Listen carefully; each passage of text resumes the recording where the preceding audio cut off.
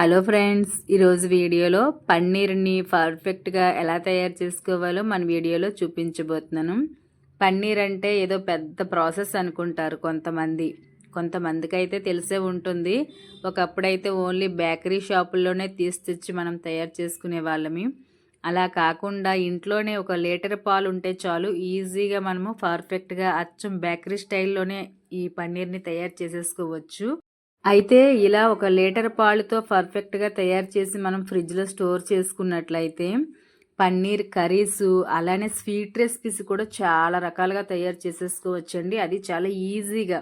ఒక్క పాలు ఉంటే చాలు, ఎన్ని రకాలైన స్వీట్స్ అయినా, కర్రీస్ అయినా సరే చాలా రకాలుగా చేసుకోవచ్చు.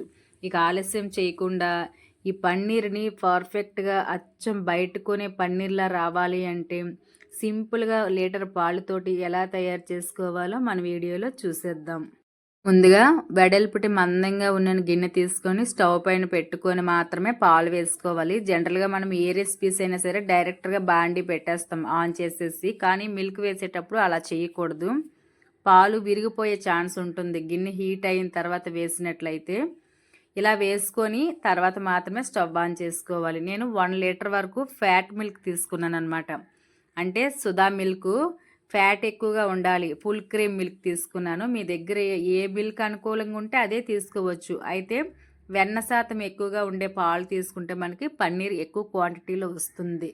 పన్నీర్ చేసేటప్పుడు మాత్రము ఈ విషయం జాగ్రత్తగా గమనించే తీసుకోవాలి. అప్పుడే మనకి అచ్చం బయట బేకరీ షాపుల్లో కొనే పన్నీర్ లాగా పర్ఫెక్ట్గా స్పాంజ్ లాగా వస్తుందన్నమాట.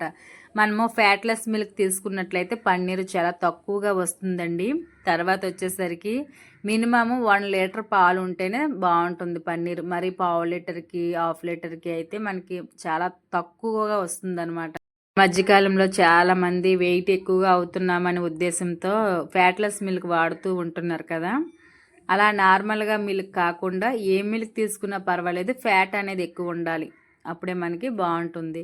కొంతమంది పాలు వేసేసి అటు ఇటు ఏదో పని మీద వెళ్తూ ఉంటారు, పాలు పొంగిపోతూ ఉంటాయి. అలా కాకుండా సిమ్లో పెట్టేసి ఒక హార్డ్గా ఉన్న గరిటె అలా పెట్టేసి వదిలేసినట్లయితే పాలు పొంగి బయటికి రాకుండా ఉంటాయి. ఆ టిప్పే ఇక్కడ చూపిస్తున్నాను అనమాట.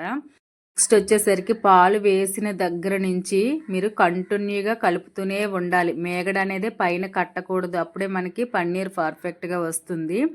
ఇలా మరిగిన తర్వాత స్టవ్ ఆఫ్ చేసేసుకొని పక్కన పెట్టుకోవాలి. తర్వాత మీ దగ్గర వెనిగర్ ఉన్నట్లయితే వెనిగర్ తీసుకోవచ్చు. వెనిగర్ లేని ఎడల నిమ్మకాయని తీసుకోవచ్చండి.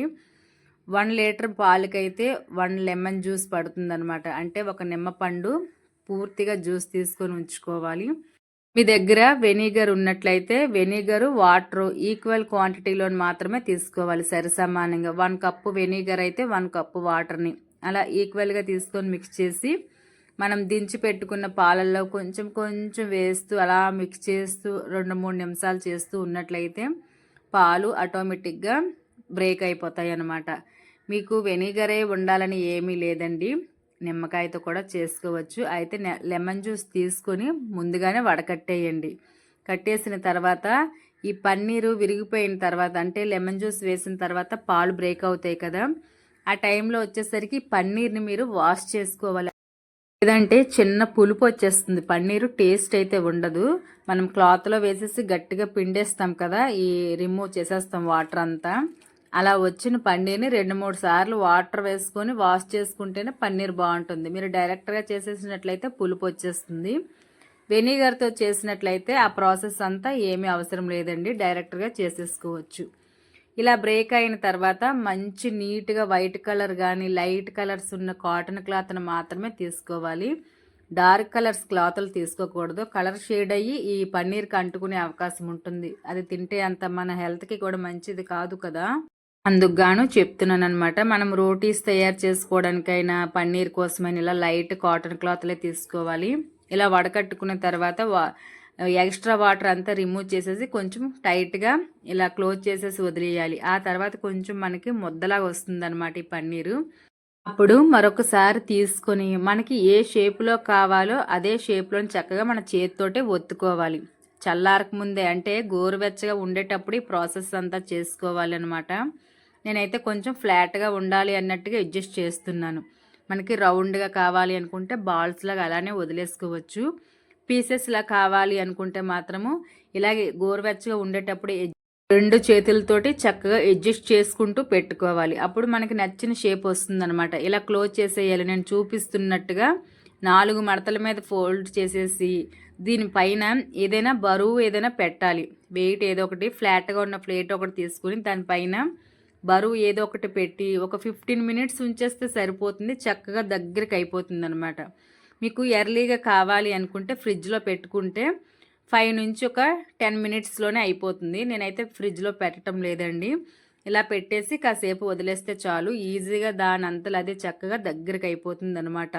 అయితే మీకు పన్నీర్లా కాకుండా రస్మలై కానీ రసగుల్లా కానీ ఇలా చేసుకుంటూ ఉంటాం కదా స్వీట్ రెసిపీస్, అలా కావాలి అనుకుంటే నేను ముందు చూపించాను కదా ముద్దలాగా, అలాగా ఉన్నప్పుడే చక్కగా మన చేత్తో మరొకసారి సాఫ్ట్గా ప్రెస్ చేస్తూ చేసేసి మనకు నచ్చిన స్వీట్ రెసిపీస్ అయితే తయారు చేసుకోవచ్చు.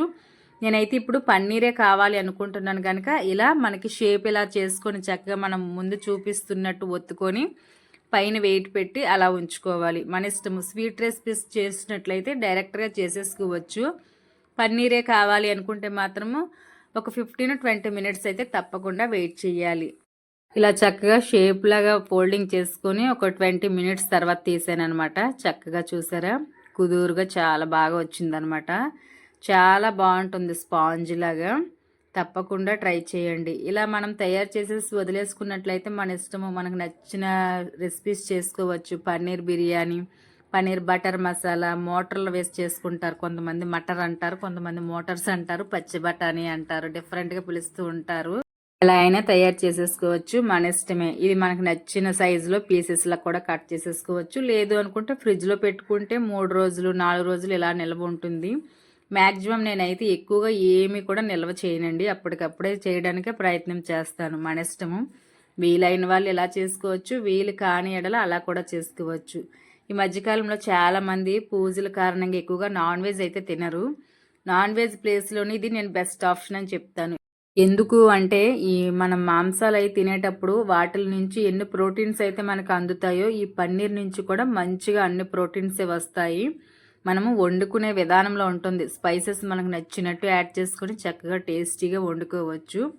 తప్పకుండా ట్రై చేయండి. చాలా ఈజీగా 1 లీటర్ పాలకి ఖర్చు ఎంత అవుతుందండి? మహా అయితే ఒక 65-70 రూపీస్ పెడితే ఈజీగా అయిపోతుంది. అదే ఈ పన్నీర్ని మనం బయట తీసుకొచ్చినట్లయితే 130 రూపీస్ 150 రూపీస్ వరకు అవుతుందన్నమాట. లెమన్ ఎంత, ఒక 5 రూపీస్ పెడితే లెమన్ వచ్చేస్తుంది ఈజీగా. వెనిగర్ ఒక బాటిల్ తీసి తెచ్చి ఉంచుకున్నట్లయితే చాలా రోజులు నిల్వ ఉంటుందన్నమాట. తప్పకుండా ట్రై చేయండి. మన బడ్జెట్లోనే చాలా ఈజీగా హెల్తీగా తయారు చేసుకోవచ్చు. మనము బయట నుంచి కొని తీసుకొచ్చినట్లయితే ఒక్కో రోజు తెలియకుండానే చిన్న పులుపు వస్తుంది. మీరు ఎప్పుడైనా గమనించండి. ఒక్కోసారి గట్టిగా కూడా ఉంటుంది పన్నీరు. వాడు ఎలా తయారు చేస్తారో తెలియదు కదా మనకి. అందుకు కానీ ఇంట్లోనే ఒక 1/2 అవర్ వెయిట్ చేస్తే చాలు, పర్ఫెక్ట్గా ఫ్రెష్గా మనకి పన్నీర్ రెడీ అయిపోతుంది అనమాట. చాలా బాగుంటుంది. తప్పకుండా ట్రై చేయండి. ట్రై చేసి ఎలా వచ్చిందో నాకు కమెంట్ బాక్స్లో షేర్ చేయండి. వీడియో నచ్చితే లైక్ చేయండి. యూజ్ అవుతుంది అనుకుంటే మీ ఫ్రెండ్స్ అండ్ ఫ్యామిలీకి ఫార్వర్డ్ చేసి మన ఛానల్ని సబ్స్క్రైబ్ చేయండి. ఈ మధ్యకాలంలో చాలామంది నా వీడియోస్ రావటం లేదని చెప్తున్నారు. అయితే సబ్స్క్రైబ్ బటన్ తిన్నగా బెల్ సింబల్ ఉంటుంది, బెల్ ఐకాన్, దాని మీద ప్రెస్ చేసి ఆల్ అనే ఆప్షన్ పైన ప్రెస్ చేస్తేనే నేను పెట్టే వీడియోస్ అన్నీ మీకు నోటిఫికేషన్లో వస్తాయి. ఆ బెల్ సింబల్ ఆన్లో ఉంచకపోతే నేను పెట్టే వీడియోస్ అయితే మీకు నోటిఫికేషన్ రాదండి. ఇంతటితో ఈ వీడియోని ముగిస్తూ నెక్స్ట్ మరొక మంచి వీడియోలో కలుద్దాం. అంతవరకు కీప్ వాచింగ్ వెంకటేశం.